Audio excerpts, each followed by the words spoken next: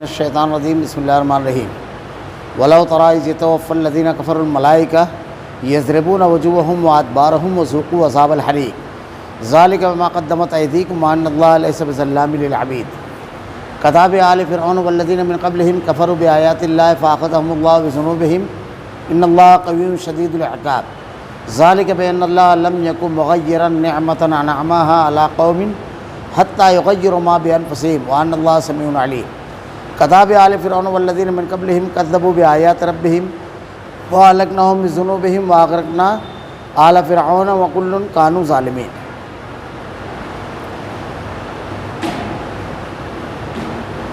ان شر الدواب عند اللہ الذین کفروا فہم لا یؤمنون الذین عاہدت منہم ثم ینقضون عہدہم فی کل مرہ وہم لا یتقون۔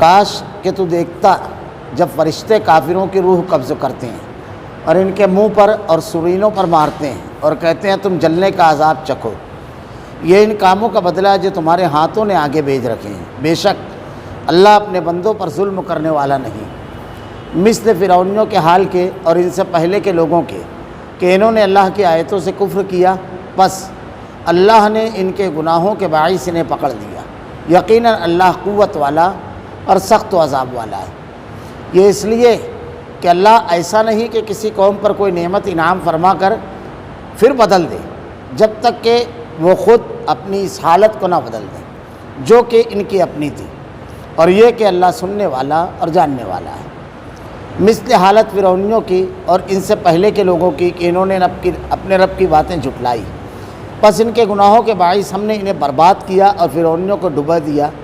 یہ سارے ظالم تھے، تمام جانداروں سے بدتر۔ اللہ کے نزدیک وہ ہے جو کفر کرے پھر ایمان نہ لائے۔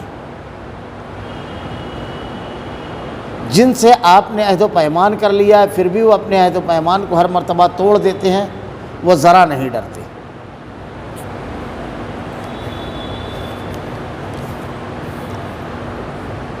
وَلَوْ تَرَىٰ إِذْ يَتَوَفَّى الَّذِينَ كَفَرُوا الْمَلَائِكَةُ يَضْرِبُونَ وُجُوهَهُمْ وَأَدْبَارَهُمْ وَذُوقُوا عَذَابَ الْحَرِيقِ۔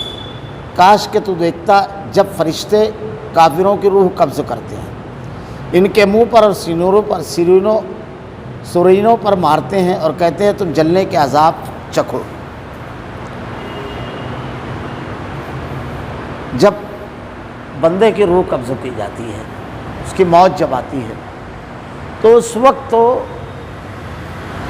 کون سا بندہ کس کیفیت سے دوچار ہوتا ہے، یہ وہ بندہ خود بتانے کی پوزیشن میں نہیں ہوتا، وہ بتا بھی نہیں سکتا۔ اور نہ آج تک کے ایسے آلات اور ایسی چیزیں ایجاد ہوئی ہے جو بندے کی آخری موقع پر جو کچھ ہو رہا ہے اس کے ساتھ اس کو بیان کرے، اور نہ ہمارے پاس کوئی ایسا ذریعہ ہے جس علم کے ذریعے، جیسے آلات نہیں ہے ویسے کوئی علم بھی نہیں ہے جس کے ذریعے ہم یہ جان سکیں۔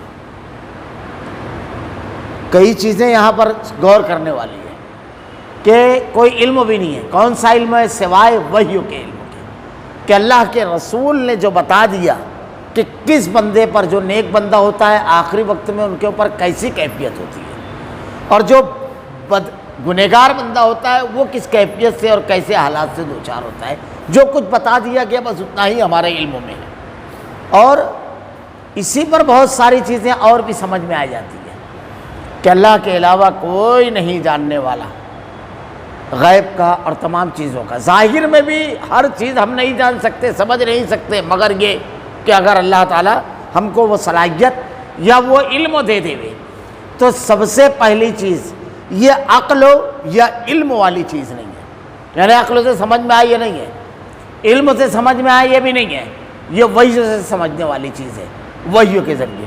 اللہ تعالیٰ ارشاد فرماتا ہے وَلَوْ تَرَىٰ إِذْ يَتَوَفَّى الَّذِينَ كَفَرُوا الْمَلَائِكَةُ، کاش تو دیکھتا کہ جب فرشتے کافروں کی روح قبض کرتے ہیں، یعنی دیکھ نہیں سکتے اسی لیے کہا گیا کہ اگر دیکھتے تم جب کافروں کی روح قبض ہوتی ہے۔ ہمارے سامنے بھی ایسے واقعات ہوتے ہیں کہ آدمی سامنے کسی کافر کو، کسی اللہ کے انتہائی زبردست انکار کرنے والے مشرک کافر کو، انتہائی مجرم کو مرتے ہوئے آدمی دیکھتا ہے، لیکن ہم کو کوئی احساس نہیں ہوتا ہے۔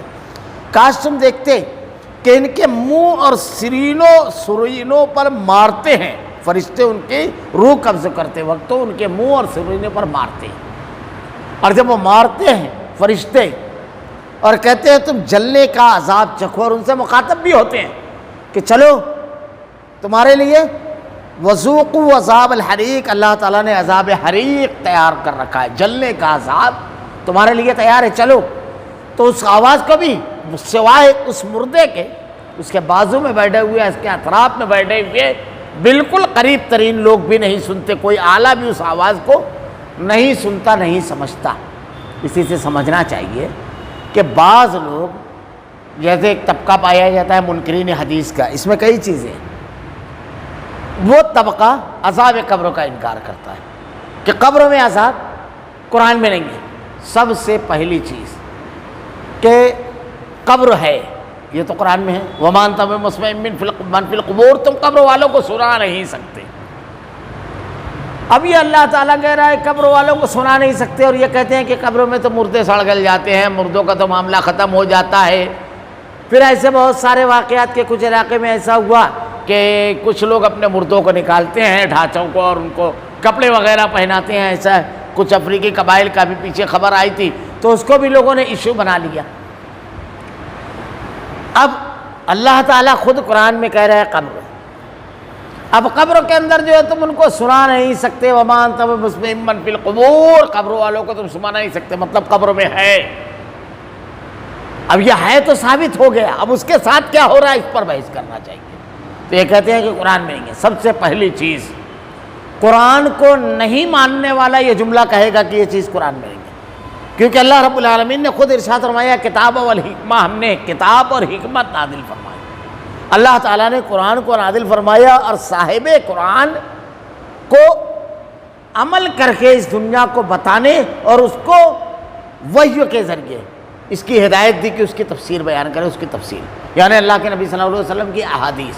اللہ کے نبی اپنی طرف سے کچھ نہیں کہتے، وَمَا يَنطِقُ عَنِ الْهَوَىٰ إِنْ هُوَ إِلَّا وَحْيٌ يُوحَىٰ، وہی کہتے ہیں جو ان کو وحی کیا جاتا ہے۔ تو اللہ تعالیٰ نے قرآن کے ساتھ ساتھ حدیث کو بھی نازل کیا۔ اب فرق کو کتنا ہے، قرآن کلام الہی ہے اور حدیث کلام رسول ہے، لیکن دونوں دین ہیں۔ جیسا مثلاً اللہ نے قرآن میں کہا اقیم الصلاۃ، نماز قائم کرو، یہ قرآن میں حکم دیا گیا۔ اب نماز کتنے وقت پڑھنا ہے، پہلی چیز۔ اب کچھ اوقات کا تو تذکرہ قرآن میں خود ہے، فجر کا تذکرہ ہے قرآن میں، عشاء کا تذکرہ ہے قرآن میں، ظہر کا تذکرہ ہے قرآن میں، اور صلاۃ وسطیٰ، حافظوا علی الصلاۃ والصلاۃ الوسطیٰ، اس کا بھی تذکرہ ہے۔ لیکن اب فجر کا وقت کب ہوگا، ظہر کا وقت کب ہوگا، عصر کا وقت کب ہوگا، مغرب کا وقت کب ہوگا، عشاء کا وقت کب ہوگا، یہ ایک چیز۔ دوسری چیز، فجر کے وقت تو کتنی رکعت پڑھنا ہے، یہ اللہ تعالیٰ نے ارشاد فرمایا اطیعوا اللہ واطیعوا الرسول، اطاعت کرو اللہ کی اور اس کے رسول کی۔ لقد کان لکم فی رسول اللہ اسوۃ حسنہ، تمہارے لیے رسول کا اسوہ، یعنی رسول کیسے کرتے ہیں یہ دیکھو، رسول کی اتباع اور پیروی کرو۔ ان اتبعوا الا ما یوحی الیہ، وہ صرف وحی کی اتباع کرتے ہیں۔ فاتبعونی یحببکم اللہ، اللہ تعالیٰ کی محبت مل جائے گی جب تم ان کی اتباع کرو گے۔ تو رسول کو دیکھو کہ رسول فجر میں کتنی نماز پڑھتے ہیں، اب کتنی رکعت پڑھتے ہیں، یہ تو طے ہو گیا کہ فجر کی 2 رکعت فرض رہے گی، 2 سنت، لیکن ایک رکعت میں کتنا رکوع اور کتنا سجدہ رہے گا، یہ۔ اب اللہ تعالیٰ نے نماز کا حکم دیا، کہ اللہ تعالیٰ ادھورا حکم دے گا؟ اللہ نے نماز کا حکم دینے کے ساتھ نماز کی تفصیل بتانے والے نبی کو اسوہ بنایا اور نبی پر حدیث وحی کے ذریعے کر دی تاکہ وہ نماز کی تفصیلات بیان کرے۔ اب یہ بھی طے ہو گیا کہ ایک رکعت میں کتنا رکوع اور کتنا سجدہ کرنا ہے، یعنی ایک رکعت میں 2 سجدے 1 رکوع کرنا ہے، اور پھر قاعدہ قیام، یہ تمام چیزیں۔ اب اس میں پڑھنا کیا، یہ بھی وہ بھی کون بتائے گا؟ یہ سب قرآن پر عمل ہے، کیونکہ قرآن نے کہا اقیم الصلاۃ، نماز قائم کرو۔ اب نماز پڑھنا ہے تو قرآن نے کہا کیسے پڑھنا ہے، تو اللہ تعالیٰ کہتا ہے اطیعوا اللہ واطیعوا الرسول، رسول کی اطاعت کرو۔ اور اللہ تعالیٰ نے کہا رسول اسوہ اور نمونہ ہے، تو اب رسول کو دیکھیں گے، یہ قرآن پر عمل کر رہا ہے۔ اب اگر کوئی آدمی یہ کہتا ہے کہ قرآن میں نماز کی تفصیلات نہیں ہیں، جیسے منکرین حدیث میں بہت ڈھیر طبقات ہیں، بہت ڈھیر ہے۔ پہلے تو ایک تقسیم یہ ہے کہ بعض لوگ پوری حدیثوں کا انکار کرتے ہیں، بعض لوگ کچھ حدیثوں کا انکار کرتے ہیں، بعض لوگ اکثر حدیثوں کا انکار کرتے ہیں، بعض لوگ یہ کہتے ہیں کہ وہ حدیث جو قرآن سے ٹکراتی ہے اس کو ہم نہیں مانتے۔ حالانکہ کوئی ایک صحیح حدیث قرآن کی کسی آیت سے نہیں ٹکراتی ہے، اور نہ اللہ کے نبی صلی اللہ علیہ وسلم کی کوئی صحیح حدیث آپس میں ٹکراتی ہے، ٹکراؤ کہیں نہیں ہے۔ بس اتنا ہے کہ آدمی کا علم کم پڑ جاتا ہے، دلیلیں اس کے سامنے نہیں ہوتی ہے، تطبیق کا جو طریقہ ہے، شان نزول ناسخ و منسوخ کا علم نہیں ہوتا ہے اس کی وجہ سے۔ تو اس کے لیے جب ایسا محسوس ہو تو آدمی کو اہل علم سے رجوع کرنا چاہیے۔ علامہ ابن حزم کہتے ہیں کہ تم لا کر میرے سامنے پیش کرو ایک صحیح روایت جو قرآن کی کسی آیت کے خلاف ہو، ابھی اسی وقت میں اس کی تطبیق کر کے بتاؤں گا، ابھی اسی وقت۔ علامہ ابن حزم رحمہ اللہ ارشاد فرمایا کرتے ہیں۔ خیر، تو کوئی چیز نہیں ہے ایسے ٹکرانے والی، لیکن یہ لوگ کیا کہتے ہیں، بغالتا دیتے ہیں کہ جو قرآن کے خلاف کوئی صحیح حدیث نہیں ہے، جو یہ کہتا ہے وہ جھوٹ کہتا ہے۔ اور اس کے جواب میں کتابیں لکھی گئی ہے ذخیر، یہ ایک طبقہ پیدا ہوا ہے ابھی۔ اصل میں یہ طبقہ جو پیدا ہوا ہے یہ بڑی محنت کرنے کے بعد یہودیوں نے اس کو پیدا کیا ہے، اس لیے کہ ان کے جتنے بھی اعتراضات ہیں یہ ان کے اپنے نہیں ہیں، یہ سب مستشرقین کے، یعنی جنہوں نے دین میں اسٹڈی کی، محنت کی، بہت مطالعہ کیا اور عیسائی تھے، ان کے اعتراضات انہی کے چبائے ہوئے نوالے ہیں جو اگلتے ہیں، اور یہ کوئی نیا اعتراض نہیں کرتے۔ تو خیر میں یہ بتا رہا تھا ان میں بہت سارے طبقات ہیں، کچھ تو بالکل انکار کرتے ہیں، کچھ کا انکار کرتے ہیں۔ ہمارے ایک بڑی پرانی بات ہے، میرے خیال سے تقریباً 25-26 سال پرانی بات، منکرین حدیث کے گروہ سے گفتگو کا موقع ہوا۔ ایسے تو بہت سارے لوگوں سے بات چیت ہوئی، تو منکرین حدیث کے اس گروہ سے جب گفتگو ہوئی اجین میں، تو اس وقت ہمارے ساتھ جو لوگ تھے، واحد بھائی کر کے ایک، اور عبد الوہاب اندور کے تھے، یہ لوگ تو ہم لوگ ساتھ میں گئے تھے۔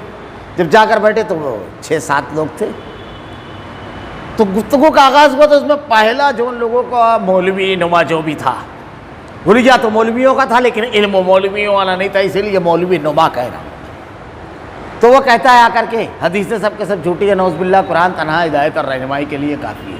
میں نے اس سے یہی سوال کیا تھا، ٹھیک ہے اللہ تعالیٰ قرآن میں کہتا ہے اقیم الصلاۃ، نماز قائم کرو، کیسے قائم کریں گے؟ بولے مطلب، بولے کیسے پڑھیں گے؟ تو بولے اللہ تعالیٰ کہتا ہے قرآن کے اندر وَاسْجُدِي وَارْكَعِي، مولا بات بہت قریب آئی، سجدہ اور رکوع کرنے کا حکم اللہ تعالیٰ نے قرآن میں دیا۔ تو میں نے کہا ایک رکعت میں کتنا رکوع اور کتنا سجدہ کریں گے؟ کس وقت کی کتنی رکعت نماز پڑھیں گے؟ تو تھوڑی دیر پریشان ہو گیا ہو، تو وہ کہتا ہے ایک رکعت میں 2 سجدہ اور 1 رکوع کریں گے۔ تو میں نے کہا کہ نہیں، 7 رکوع اور 1 سجدہ کریں گے۔ تو بولے نہیں، 2 رکوع اور 1 سجدہ ہے، ہاں معاف کیجیے گا، 2 سجدہ اور 1 رکوع۔ میں نے کہا نہیں، 7 رکوع اور 1 سجدہ۔ کیوں آپ کی بات صحیح، کیوں میری غلط، کیوں میری غلط صحیح آپ کی غلط ہے؟ بتاؤ کون طے کرے گا؟ آپ بولیں گے 2 سجدہ اور 1 رکوع، میں بولوں گا نہیں۔ یہ کیسے طے ہوگا کہ کتنا سجدہ کتنا رکوع ہے؟ قرآن میں بتاؤ۔ تو وہ کہنے لگے کہ ہم نبی کی نماز دیکھیں گے۔ میں نے کہا ایسے ہی پڑھتے تھے جیسے میں کہہ رہا ہوں۔ بولے ہم صحابہ کی دیکھیں گے۔ میں نے کہا وہ بھی ایسے ہی پڑھتے تھے۔ بولے ہم تابعین کی دیکھیں گے۔ میں نے کہا تب بھی وہ ایسے ہی پڑھتے تھے۔ بولے ہم حدیث دیکھیں گے۔ میں نے کہا وہ تو سب آپ جھوٹی کہہ رہے ہیں، ابھی 1 رکعت نہیں طے ہوئی، ابھی پورا دین باقی ہے۔ تو اسی میں سے ایک آدمی بیٹھا ہوا تھا، داؤد پہلوان، اٹھ کر کے کہتا ہے مولانا کو بڑے غصے میں، کیا؟ تو وہ مجھ سے کہتے ہیں کہ سب جھوٹی نہیں ہے، جو قرآن کے مطابق ہے وہ صحیح ہے۔ تو اس میں داؤد پہلوان نام کا ایک آدمی بیٹھا تھا، وہ اٹھ کر کے کھڑا ہوا اور بڑے غصے میں مولانا سے کہتا ہے کہ آپ تو ابھی تک سب حدیثوں کو جھوٹا کہہ رہے تھے، آج آپ نے ذرا دیر میں آدھی کو صحیح مان لیا۔ تو 4.5 منٹ ہوا تھا اس گفتگو کو۔ تو میں نے کہا آپ ذرا سا اطمینان سے بیٹھ گئے، انشاءاللہ 9 منٹوں میں یہ پوری پر آئیں گے، 4.5 میں تو آدھی پر آ گئے، بس جھلا گئے وہ بالکل۔ اب وہ منکرین حدیث کا ایک انداز صرف بتا رہا ہوں میں گفتگو کا۔ تو وہ کہتے کیا ہے کہ اس میں ایک شخص کہتا ہے، بولے صلاۃ کا آپ کیا معنی لیتے ہیں؟ میں نے کہا ان سے گفتگو ہو جائے اس کے بعد۔ تو وہ کہتے ہیں آپ مجھے سے صرف سوال کر رہے ہیں، آپ کیوں نہیں جواب دے رہے ہیں؟ مجھ کو سوال کرنے دیجیے۔ بولے بولیے۔ بولے بخاری کے بارے میں آپ کا کیا خیال ہے؟ بولے میرا کیا خیال رہے گا؟ امت کے 1250 سال کے ماہرین فن کا اتفاق ہے، اصل کتاب بعد کتاب اللہ کی کتاب کے بعد سب سے صحیح کتاب ہے، اس لیے کہ اس کے ایک راوی کو جانچا، تولا، پرکھا، اور پھر 1250 سالہ ماہرین فن نے اس کے صحیح ہونے کی تصدیق کی۔ تو وہ حضرت کہتے ہیں کہ امام بخاری معصوم تھے کیا؟ وہ ہنسنے لگا، یہ دیکھیے یہ ایسے مغالطہ دیتے ہیں، دھوکہ دیتے ہیں۔ تو میں نے کہا کہ امت میں کسی نے امام بخاری کو معصوم نہیں کہا. جب یہ دعویٰ ہمارا ہے ہی نہیں تو ہمارے اوپر لاد کیوں رہے ہو تم یہ دعویٰ؟ یہ ہمارا دعویٰ ہی نہیں رہا ہے. تو کہا جب وہ معصوم نہیں ہے تو ان کی سب حدیث کیسے صحیح ہے؟ پھر بخاری پوری غلطی کیوں نہیں ہے؟ تو میں نے کہا ہمارا دعویٰ سنا آپ نے. ہمارا دعویٰ یہ ہے کہ بخاری کی روایتوں کو جو صحیح کہا جاتا ہے، کسی بھی انسانی سماج اور معاشرے میں سچائی کو ناپنے کا جو آخری پیمانہ ہو سکتا تھا، امام بخاری رحمہ اللہ نے اس پیمانے کو بنایا اور اس پر تمام راویوں کو لا کر جانچا، تولا، پرکھا، اور پھر اس کے بعد کہا کہ یہ بات درست ہے. اب اگر آپ کو لگتا ہے کہ اس پیمانے میں کوئی سقم یا خرابی ہے تو اس کو پیش کیجئے یا اس سے اچھا پیمانہ پیش کیجئے. اور اس پیمانے کو بنانے کے لیے جتنے بھی ضابطے بنائے سب قرآن سے لیے، وہ ایک الگ بحث ہے. سب سے پہلی چیز سند لے لیجئے. سند یہ کیسے کیا؟ اللہ تعالیٰ نے قرآن میں کہا آمن الرسول بما انزل الیہ من ربہ والمؤمنون کلنا آمن باللہ وملائکہ وکتبہ ورسلہ. یہ ہوئی پوری سند. کیا کہا ایمان والوں کے بارے میں؟ آمن الرسول بما انزل الیہ من ربہ والمؤمنون کلنا آمن باللہ، اللہ پر ایمان، والملائکہ، ملائکہ پر ایمان، کتاب پر ایمان، رسول پر ایمان. اب رسول مانا ہم نے کیوں؟ اللہ نے وحی نازل فرمائی، کتاب. کتاب کون لے کر آیا؟ فرشتہ. کہاں سے لایا؟ اللہ کے پاس سے. یہ پوری سند ہو گئی. اب اس میں ایک چیز صرف راوی بیچ میں گرا دیجیے، ملائکہ، یہ لانے والے ہیں. بھلا بتائیے کہاں سے لائے کتاب؟ کون لایا؟ سب چیز ثابت کرنا مشکل ہو جائے. پہلے سند. اب سند میں راوی. اللہ تعالیٰ نے قرآن میں حضرت جبرائیل کے بارے میں ارشاد فرمایا قوت والے اور امانت دار ہے. حضرت جبرائیل کے بارے میں یعنی کوئی چیز لے کر کے جب آ رہے ہیں تو راستے میں ان میں کوئی نہ اس میں کمی کر سکتا ہے، نہ زیادتی، نہ رد و بدل، کچھ نہیں کیا جا سکتا.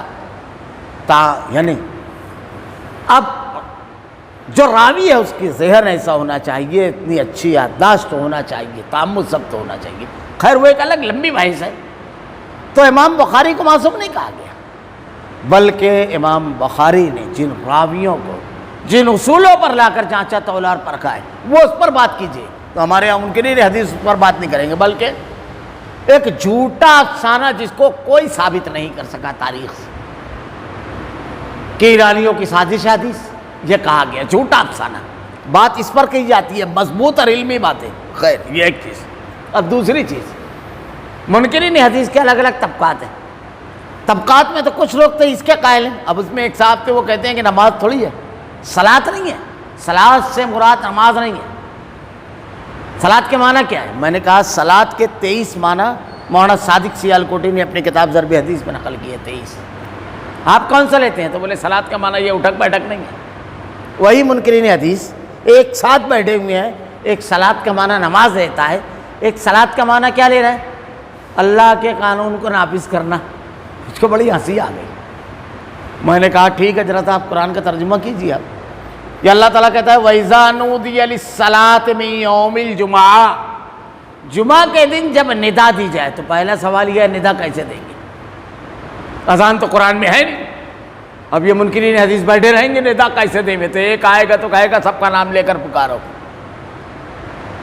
دوسرا آئے گا نہیں ایمان والوں کو صرف پکارو، تیسرا آئے گا نہیں بچوں کو نہیں پکارنا ہے، صرف بالغ نوجوان بالغ لوگوں کو پکارو، اور خواتین کو نہیں پکارنا ہے. ایک آئے گا کہے گا نہیں مرد و خواتین بچے بوڑھے سب کو پکارو.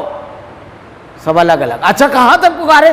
ارے یہ گلی میں تو 3 مسجد ہے. تو گھر بانٹ لو، پہلے گھر بانٹ لو، کیونکہ نہ پکارنا تو اب ایسے ہی ہے نا، مؤذن کھڑا ہو گیا ایک لسٹ لے کر کے. اب زیادہ دور تک کے اگر مسجد نہیں رہے تو ظہر کے ٹائم شروع کرے گا تو عصر کے ٹائم تو اس کی اذان شروع ہوگی، کیونکہ لسٹ تو بہت لمبی رہے گی پکار کی، اذان تو خیر ہوگی ہی نہیں. تو کیا کہا وَإِذَا نُودِيَ لِلصَّلَاةِ مِن يَوْمِ الْجُمْعَةِ، جمعہ کے دن جب ندا دی جائے. اب ندا کیسے دیں گے؟ میں نے کہا نا ایک رکعت نماز، اذان، اس کے کلمات یہیں سے چالو ہو جائے گی بحث. اصل میں دین سے دور کرنا، یہ نماز کا انکار، عذاب قبر کا انکار نہیں کرتے ہیں، یہ قرآن کا پورے دین کے منکر ہیں. اسی لیے ان کے اندر کوئی بعمل نہیں ملے گا، صرف بکواس کرنے والے لوگ ملیں گے. کوئی بڑی علمی شخصیت بھی نہیں ہے، ان کی باتیں اہل علم کے درمیان بالکل یعنی مذاق ہے، بالکل ایسا ہے، کوئی علمی شخصیت ان کی آپ کو نہیں ملے گی۔ تھوڑا بہت ایک دو لوگوں کے پاس جو تھوڑا بہت علم تھا، پختگی نہیں تھی، اسی لیے اس طرف گئے۔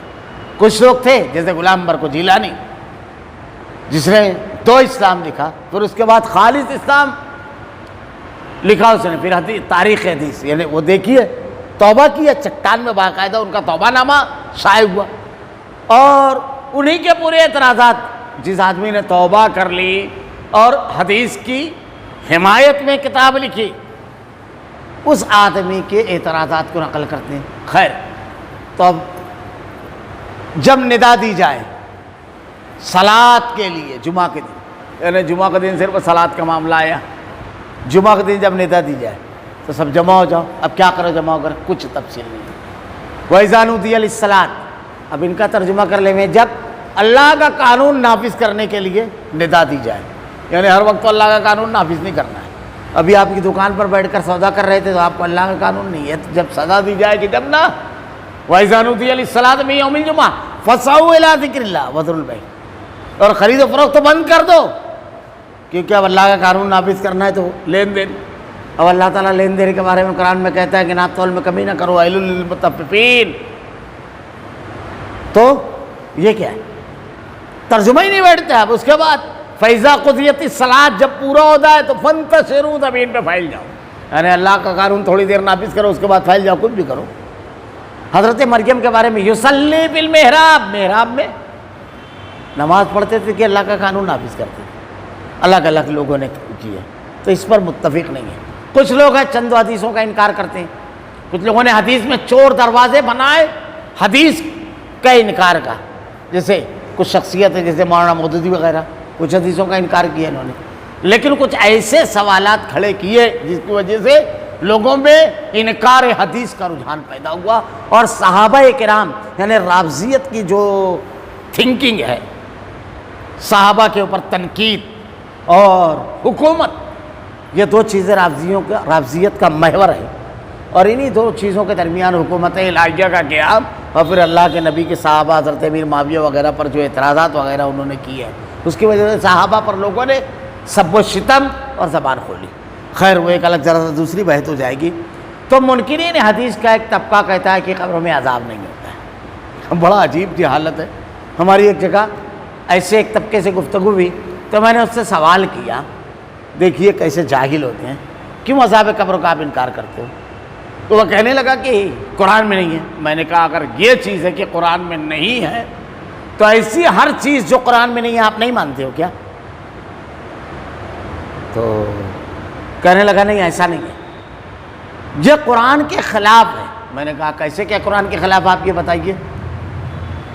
تو وہ کہنے لگا قرآن کے اندر اللہ تعالیٰ کہتا ہے مالک یوم الدین، میں روز جزا کا مالک ہوں، اور قیامت ابھی قائم نہیں ہوئی، حساب کتاب نہیں ہوا، تو عذاب اور ثواب کہاں سے آیا؟ دیکھیے، یہ ہوتی ہے جہالت، یہ ہوتا ہے علم کا نہ ہونا، یہ ہوتا ہے سب۔ میں نے کہا آپ تو قرآن کا انکار کر رہے ہیں، قرآن کا آپ انکار کر رہے ہیں۔ دیکھیے اللہ تعالیٰ نے قرآن کے اندر کہا ہے بالکل واضح طور پر، میں نے یہ آیت پیش کی کہ جب مرنے لگتے ہیں تو فرشتے ان کے جوڑوں اور پٹھوں پر مارتے ہیں، سنینوں پر، اور کہتے ہیں تم جلنے کا عذاب کرنا۔ مار کہاں پڑ رہی ہے؟ دنیا میں پڑ رہی ہے، ابھی زندہ ہے، ابھی مرے نہیں ہے، چالو ہو گئی مار۔ قرآن پڑھ گیا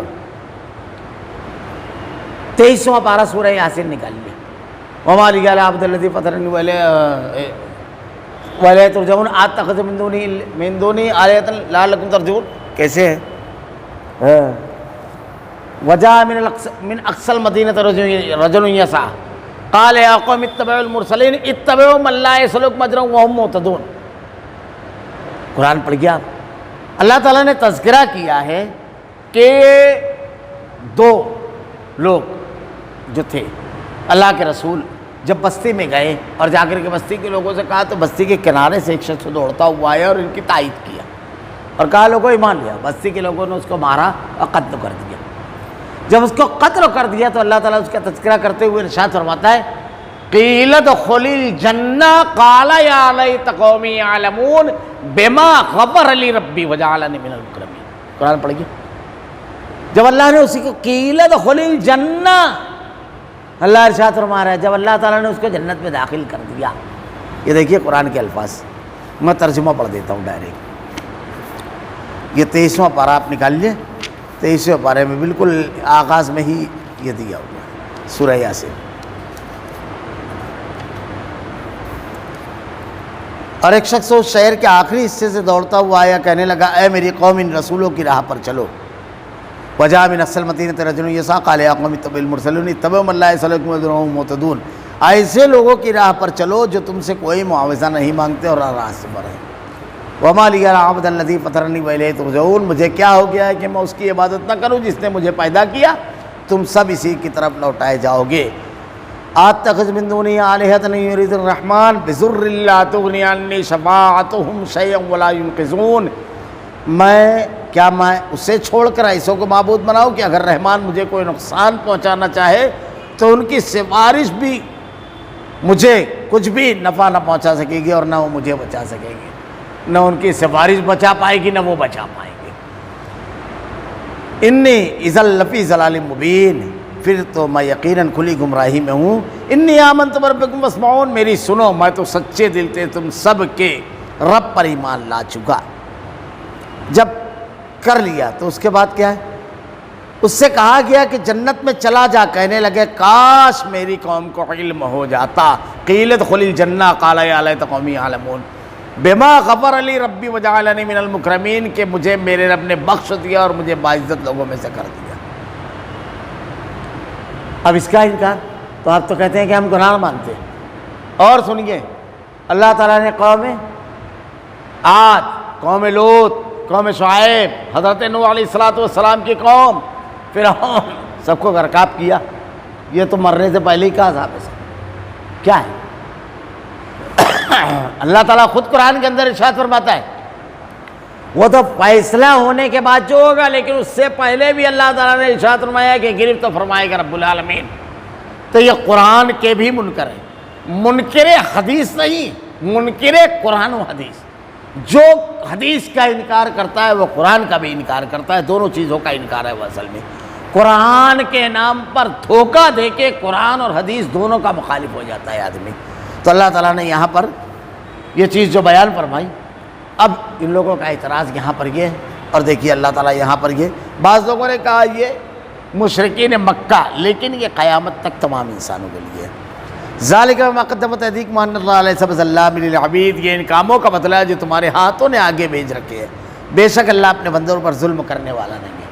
اب یہاں یہ چیز کہ ان کو وفات کے وقت تو مارا جا رہا ہے، جوڑوں پر، سرونوں پر، پٹھوں پر مارا جا رہا ہے.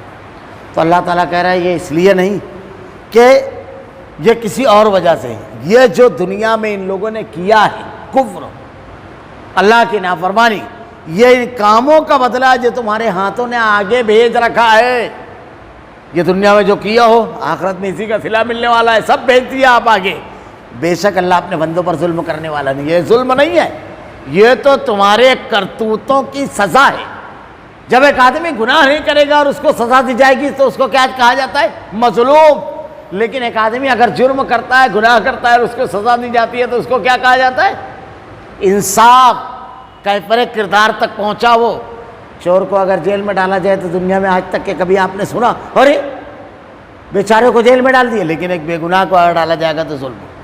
تو یہ اللہ تعالیٰ کے جو فرشتے مار رہے ہیں یہ ان لوگوں کو جو اس کرتوت کی سزا کے مستحق وہ کرتوت ایسے دیں گے. کذاب آل فرعون والذین من قبلہم کفروا بآیات اللہ فأخذہم اللہ بذنوبہم ان اللہ قوی شدید العقاب. مثل فرعونیوں کے حال کے اور ان سے پہلے کے لوگوں کے کہ انہوں نے اللہ کی آیتوں سے کفر کیا، بس اللہ نے ان کے گناہوں کے باعث انہیں پکڑ لیا. یقیناً اللہ تعالیٰ قوت والا اور سخت عذاب دینے والا ہے.